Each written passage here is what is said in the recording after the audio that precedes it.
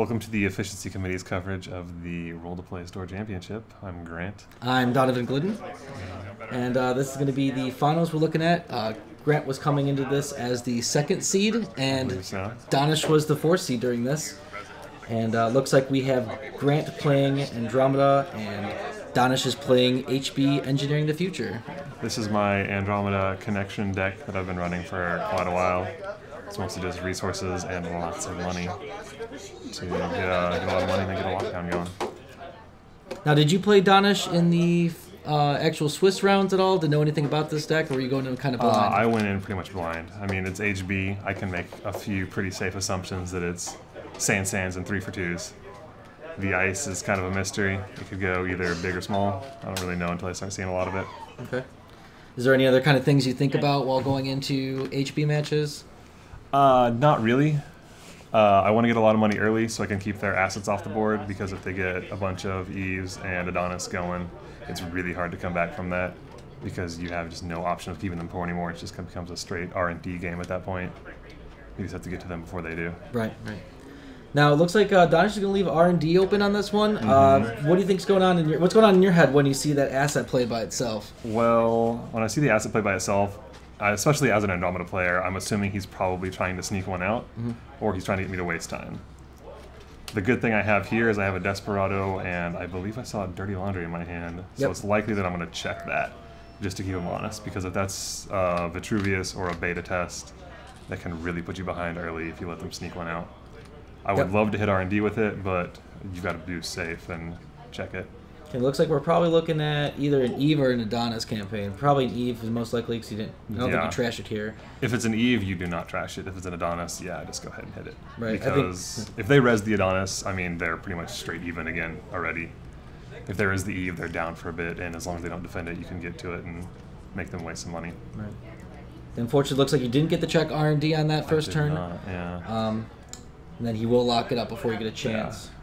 But, you know, Andy play typically, you're not going to run first turn, but you did get one in, so it was good. I mean, as far as first turns go, Sure Gamble, Desperado, Dirty Laundry, and Daily Cast is pretty much the quadrifecta I'm looking for. Right. And now getting a compromised employee are going to get paid. Before an ice gets rezzed.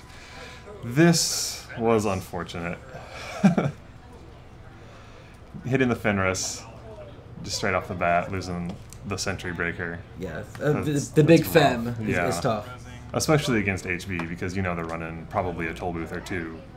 Something that's going to be really expensive for your standard breaker suite to get through. And then it happens again. Yeah. This really, I think, sets the tone for the entire match. Yes.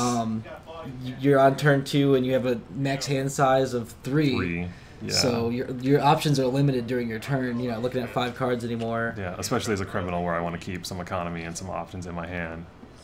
Yep, hold on to your events like your inside jobs and everything. It's just not really an option anymore. I have to keep. I also lost, what was it, Daily Cast and a Fem. Yeah. It's not great. Not great, no. Yeah, especially because, you know, Fem in this situation dropped it for 9, and you can break Fenris at this point for free. Sure. Plus mark another piece of ice. The double bad pub right now is looking very nice to me, though. Yeah, because once I get breakers out, I'm going to be walking through this stuff. Yeah, and Adonis running the asset-heavy economy, you're going to be able to trash Abs for 1. Yes. Eves for 2, 3. Eves for 3. Well, yeah, essentially. But you get the Desperado credit back, so Adonis is essentially free. And Eve costs me 2. Yeah. It's like right here, yeah. Yeah, we'll be able to check right here. I wonder if I forget the first time, because I'm not used to having bad pub against HB. Now, it looks like you just took 1 off him. I took a 5 off, though. Oh, did you? Yeah. Okay. So I did forget the first time. Yeah. Because, I mean, double Fenris. It's not something you see often this early. But at least I have something out now, and, I mean, Crypsis against Fenris is not bad with the bad pubs. Right. Like, I'm threatening at the moment. Right, because it's still going to be net neutral for you, the 2 bad pub plus the 1 to break. Well, it'll be 2 to break, yeah, right. Because I don't want any more brain damage at this point. But, you know, when you get your Crypsis out and you have enough money, you can face check anything and really just get to it when you need to. And from Donesh's side, I'm not really sure what he has in his hand right now. I can't see. He hasn't quite tipped it enough. So I'm not really sure what he's looking at. I'm assuming with the amount of pressure he's putting on HQ as opposed to R&D, he's probably sitting on at least one agenda, or he's worried about the siphon, because he's not amazingly rich right now. He has 5 credits, and I have 2 bad pub and a pretty decent suite out. Now, is it surprising you that he, before that mandatory draw, he didn't res the Adonis and just lose 1 credit and get it on, at least?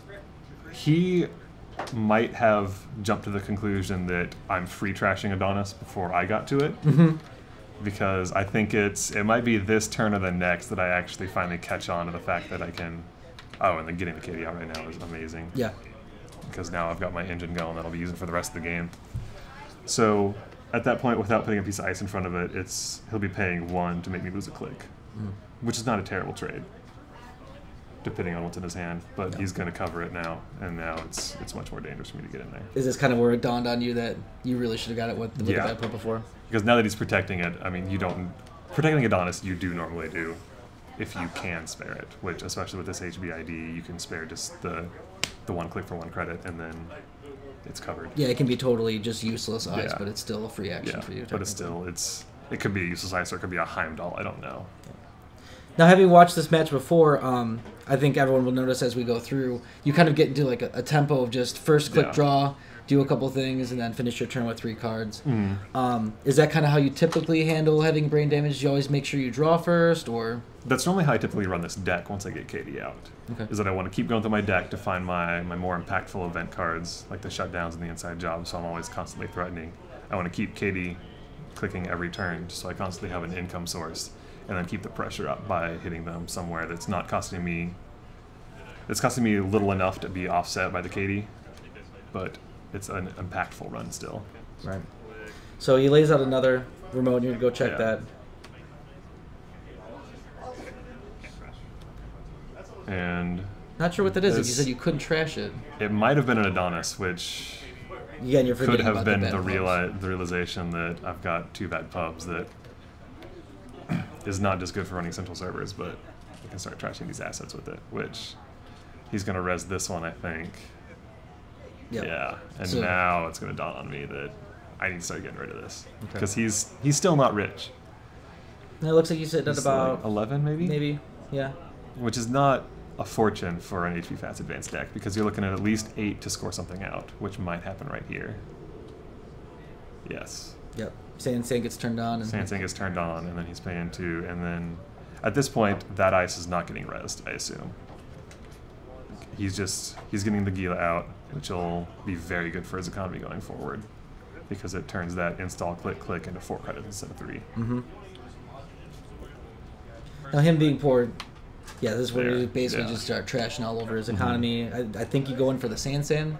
I would have to, I would assume, because he's got enough to drop at least 2 more agendas out if I don't get rid of it. But yeah, now I'm trashing for free, essentially, on the Adonises and getting him Sands for 2. Which is where the trade-off happens, where I don't know which I would rather have, a 3-card hand size or the 2-bad pub, especially with the suite that's out right now. The 2-bad pub come in very, very handy. Now, you think this is something to consider on the corp side when you're building a deck to not give too much bad pub if you're running asset-heavy economy? Oh, definitely, yeah. Because at this point, having the 3 hand size limits me, but I don't think I saw any snares this entire game. So I'm not in any danger for having a smaller hand size. There is a point coming up where I start seeing that there could be some danger, but there's nothing immediately threatening, especially with the amount of money that I have. Yeah, so far you haven't been in the hand, you haven't been in RD a single time, I don't believe. I have not. It's all been remotes that have been laid out, so I think, you were waiting for the Mimic, so you wouldn't have to click Crypsis, you could just get through the Defendersis for free, essentially. So I think this is where we actually start to access some cards, learn a little bit about the deck, because right now it's HB Sand. Pretty much. Nothing interesting. Yeah, and now he's going to be laboring out the last one because he knows he's on the clock now. Yep. There's nothing that I can't get into for very, very little. And that's not necessarily a bad position for you because he's sitting on 5 credits. Yeah. You run HQ. There's not a whole lot he can res. Not really. The worst case scenario right here would be an Eli. Right. Just because it's going to start costing me 4 to get through. And right off the top. Yep. He's flooded. And right now, I hit the agenda. He probably doesn't have another one, but I need to get some information, which is where I see the punitive. Yeah. Which leads me to believe that having a 3-card max hand size might not be the greatest thing in the world for me. Right. So that's kind of now we learn basically where all of Donesh's influences. He's got 3 punitives and the 2 Sands. Probably 2 Sands. Yeah. Right. I don't have him on 3 punitives right now, but going through the course of the game, I will sort of reach the conclusion that he probably has a lot. Yeah. And that's it's honestly it's a great deck idea for the Corp. I mean, landing 1 or 2 brain, and then have them steal the obvious 2 points out of HB, triple punitive, double punitive. Even a double punitive will kill you. So yeah, double punitive does kill me at this point. It's semi-questionable because he's running all 2-point agendas, so you don't get that nice 3-pointer steal into the double punitive if he doesn't get the brain damage off. But it does give him something to do with all the money that he's going to accrue late game. Right. Because once he has his server set up and he has just Eves and Adonis's rolling that I'm not trashing anymore because it doesn't matter, because all of his ice is rezzed, then he now has a threat with that money, aside from just recurring Sands. Yeah. Now this is a new addition to your deck. It is. I normally don't run the siphons because I can't deal with the tags. Siphon, if I'm spending... Right now I'm not spending money to get an HQ, so it's fine. But if I'm spending any amount of money to get an HQ and then additional money to pop the tags, it ends up only draining the corporate money. And there's another punitive. Yeah. I'm not sure if this is the same or more. I believe I hit the same punitive or copies of a punitive multiple times in HQ. So I kind of start to jump to the conclusion that it is a large set of punitives in there. But on the siphon, I ended up having to put it in because it became known that I wasn't running siphons, so people would leave HQ just largely undefended. And at that point, siphon is 100% worth it. If I get in for 1 no credits, just waltzing into HQ, then sure, I'll take 5 from you and gain essentially 6 to 7 myself, depending on Desperado. But if I'm paying 4 to 5 to get in there, I'm making you lose 2 for me to lose 3 clicks. Right. Or making you lose 5 for me to lose 3 clicks. It's not the greatest trade in the world. I can do better things with my time. Yeah. And people knowing that you specifically do not run siphons in your criminal deck, I believe it. You had a little bit of issue in the Clockwork Gamer tournament during the finals, or during the last couple rounds. You played one person that specifically didn't put any ice in front of HQ because he knew. There was a pop-up, I believe, and that was it. So I could get in for nothing with the Desperado. But he had no worry about losing 5 credits. Especially, and it was an Envy and Fast Advanced deck too. And if they have no worry about losing cards in HQ, I believe it was also the World is Yours, so he had a 6-card hand size, so he's floating like 1 or 2 agendas in there without worry and having free money to rest Sands. So just be aware, it's always good to change your deck up, add at least 1 or 2 things every once in a while, so people don't just know you're running the same thing over and over. I mean, it's basically a game of information, so if you change up the information people think they know about you, even if it's a card that doesn't normally work with your deck, because I obviously run a lot of resources, it can still be very impactful if people aren't expecting it. Now, while we were talking, you did go and check R&D. You used Crypsis to break the next dice. That's kind of a painful. It is, because it's only 1 credit, but that counter is going to start adding up a lot, especially when I'm going in for net nothing right now if I have a Breaker Suite out, because Bronze is 0 strength and Fenris is getting broken for 2 with Mimic. So between the bad pubs and the Desperado, I'm just waltzing into R&D. So it looks like you're going to special order up your. You run Zoo. I do run Zool in this deck. So. Just because it's essentially the same as Crypsis, but it loses that click, which is very cheap. And you also run him for the lower influence, right? You don't run the Gordian. I dropped him for extra influence because the Gordian, especially the install cost on Gordian, if you're breaking Toll Boost over and over, it starts to add up. But getting that 4 credits, especially when I'm sitting on an advantage like this, it knocks me down to the point where I don't need a Gordian against next Bronze and Enigmas. Yeah. I just need something that's preventing me from clicking and the ability to keep my economic advantage. Right? Yeah, we've been talking economic advantage. I mean, we've been talking a lot while this has been going on. Just looking now, you're sitting on 16, 17 credits. I mean, quite a few credits, and you have plus another a bank on Katie. There's a 9 bunch on banked Katie. on Katie, and then you're going to get paid 2 for this Eli. So yeah, you start doing the math. I'm pretty sure this entire serve at this point cost you 4 credit loss. 4 credit net, yeah. It cost me 7 to get through with the 2 bad pub and the Desperado. Not bad. I'm paying It's not 4 terrible. for a card. It's not terrible because he's not in a position to score. I have money to spend at this point. I'm doing the math just to make it clear, so I don't have to do it every time until this situation changes. Yeah, because, and that will cause you to forget the Desperado credit a lot if you Yes. spend all the money, and then you just take, access your card and forget to take that credit. Yeah. And in a situation like this, it's really important to get every credit's going to count here. Yeah, it's essentially at this point, it's spot 5, pay 4, because I have to have at least 5 to break the server, up to 7 with a 2-bad pub, and then I get the 1 back from Desperado. At this point, he's on 4 credits. He draws a card, and stall advances as HV. I am very hesitant to check this. Right, you got to assume it's a Cerebral. A Cerebral or a Junebug. Well, and especially after seeing what's in his deck, seeing the punitives, he's trying to land the brain damage. So you got to assume it's the Cerebral or punitive. Yeah, I had it on a Junebug at this point. Yeah. Because I have 4 cards in my hand on a good day after drawing. So a Junebug would spell imminent demise for me if I hit it. Right. I believe that was another punitive, if I saw that correctly. I think we'll see when he draws it, hopefully. Yeah. Now, Donesh leaving the Fenrises there, and he goes really heavy in HQ, whatever that ice ends up being. Do you feel like if you were playing on his side of the corp, would you have gotten rid of that Fenris in front of R&D since it's really not costing you anything? There might be some that actually may cost you more if you say another Eli. What do you think about his current server setup? I think it's good. I really dislike trashing ice if I can avoid it. As long as ice is useful, like even if it's femmed ice, femmed 1 17 ice, I will leave it there because you're paying for that Eli he put in front of R&D. He paid 2 once to make me pay 2 every single time I go to R&D, and I'm going to go to R&D a lot. So even though he has some severe money problems at the moment, it's worth it for him to pay that 2 just to get the lockdown on me late game. Yeah. Now I like Donesh's play here. He advances the trap. We're pegging as a trap. Sure. What he's really trying to do, I think, is he's trying to kind of play it off as a mandatory upgrades, which in this deck would be devastating because if you can Vidic out and score 4 for 2 out of hand, you're pretty much finished as a runner. They're going to draw it, and you're going to have to check R&D every time. I like how he played it. You don't really deviate from your rhythm of drawing, and you're going to check R&D basically every turn you can. Yeah. That's a lot of the games. That's where HB really loses is in R&D. Once they get R&D lock, even with even 1 R&D interface, it's bad.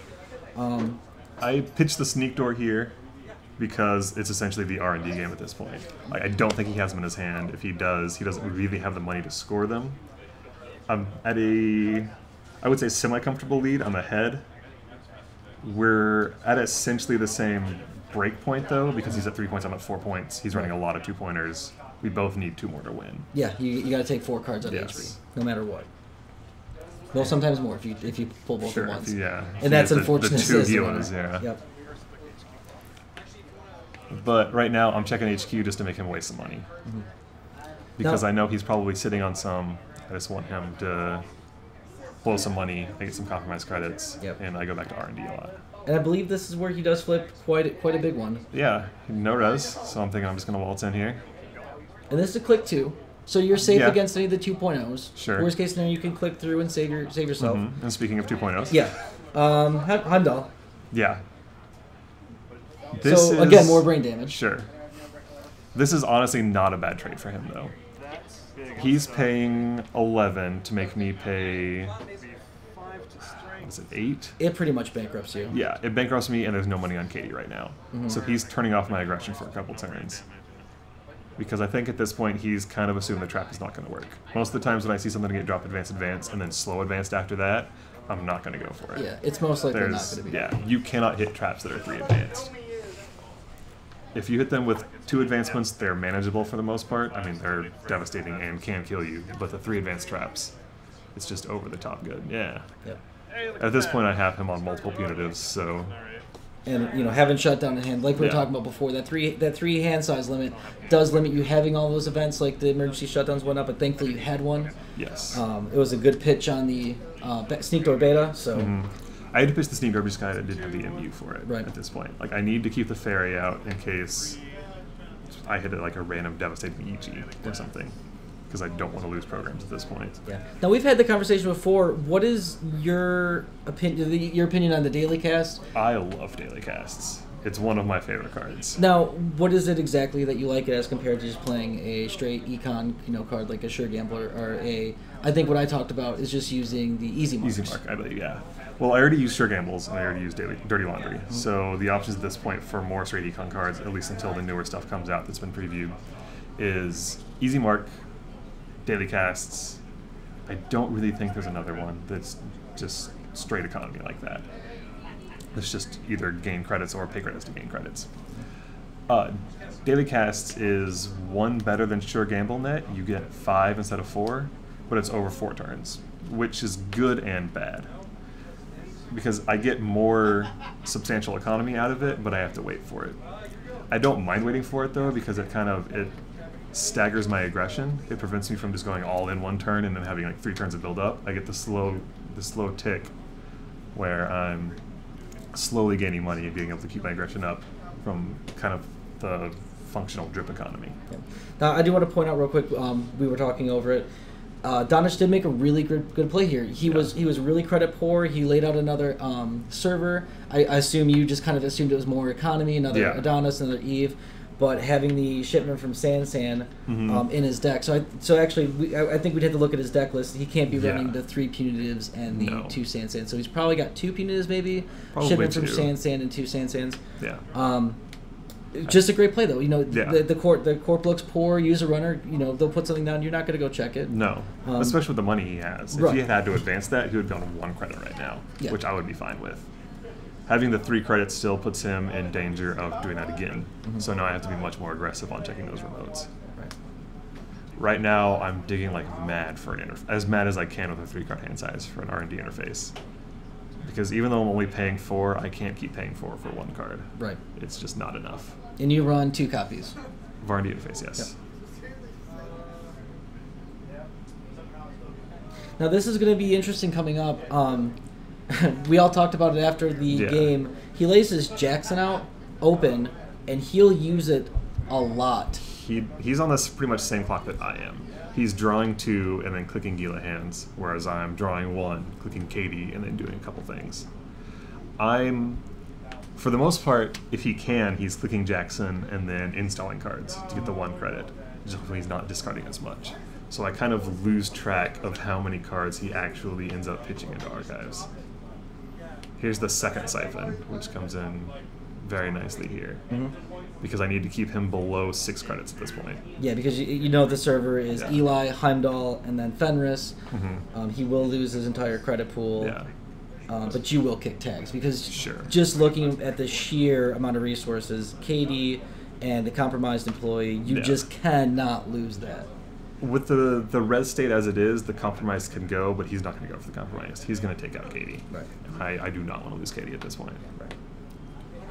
So I do kick the tags, but he's back below 6 credits, which is the biotic labor danger threshold. Right.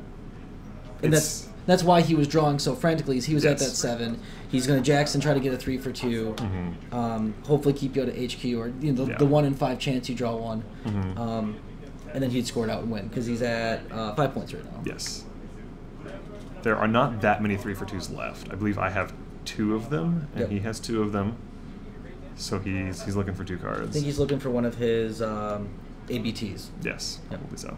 And the other good thing about Jackson, we talked about in another video, is overdrawing your cards and pitching your 4 for 2s, your efficiency committees.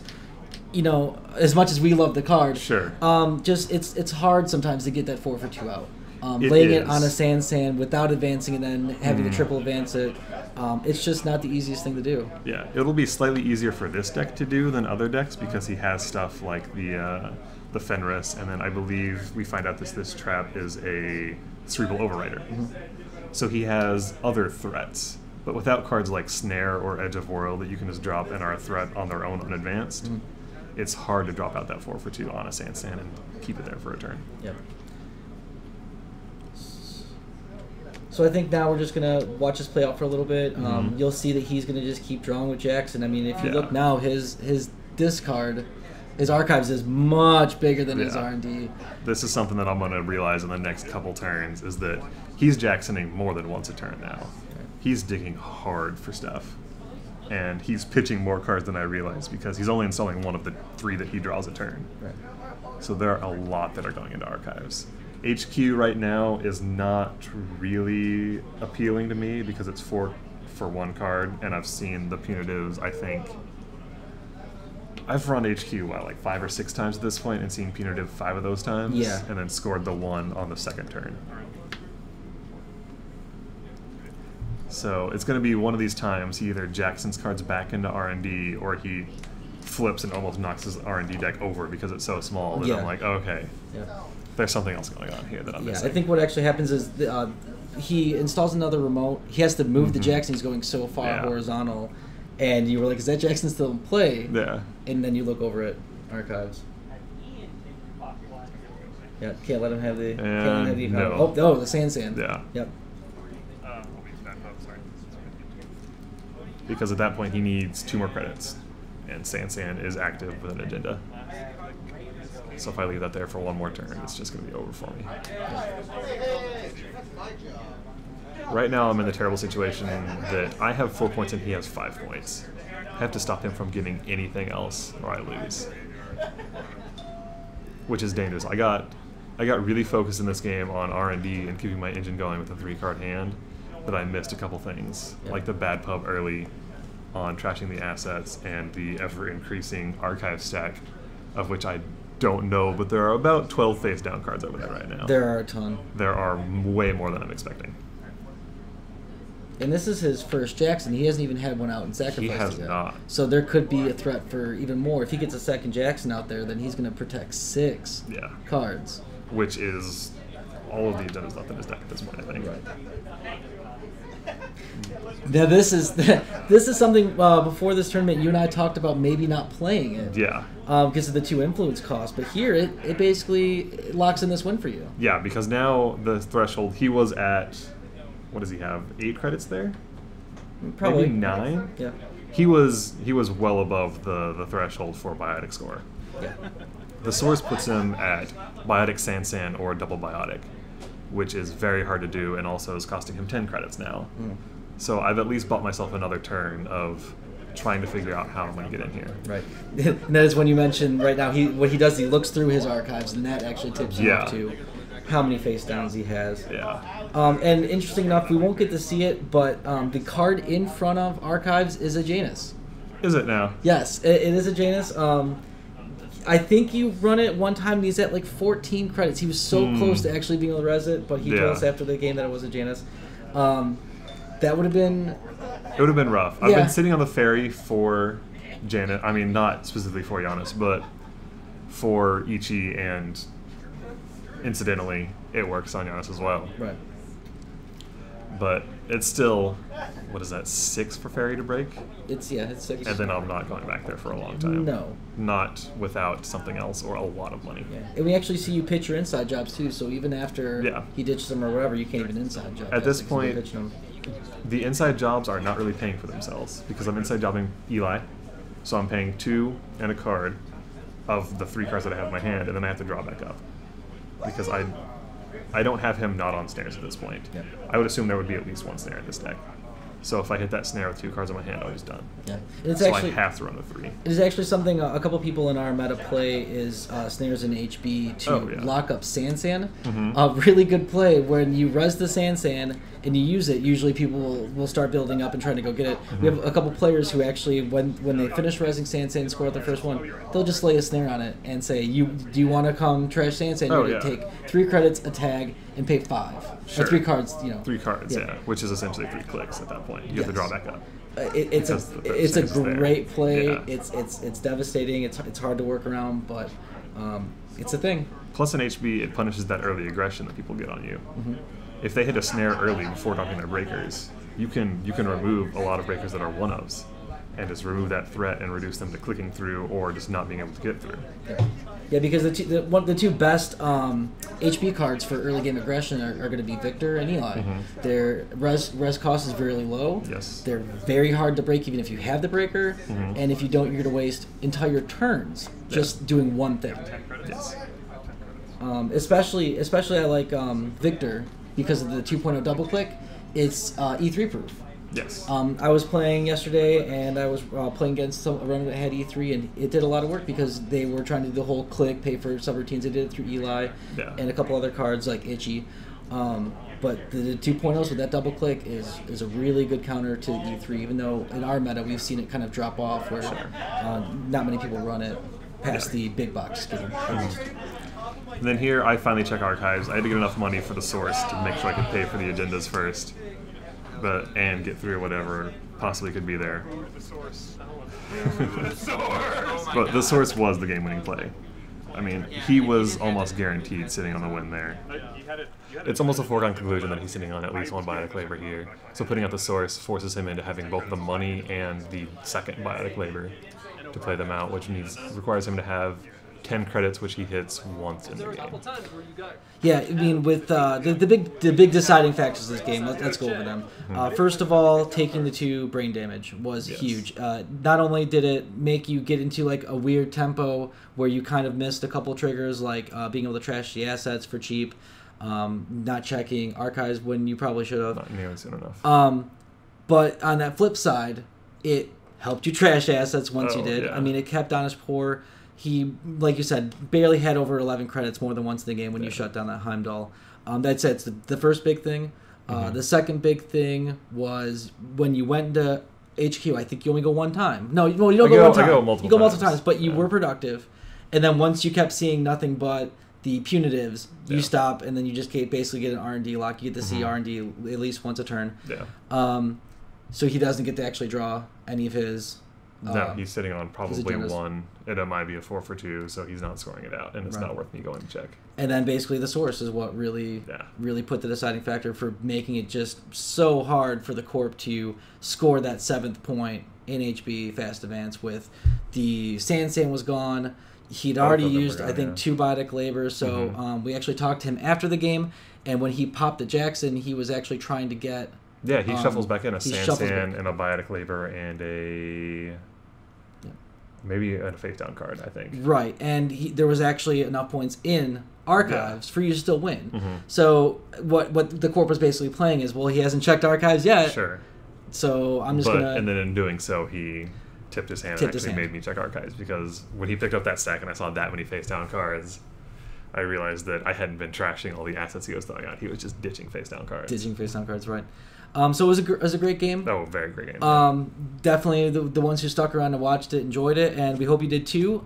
Feel free to like, subscribe, and check out our Facebook page. We're going to be putting up some podcasts soon, and we hope you will join us in those. Yeah, and the next game will be posted shortly, and will be linked in the description. All right, thank you so much. Thanks. That worked well.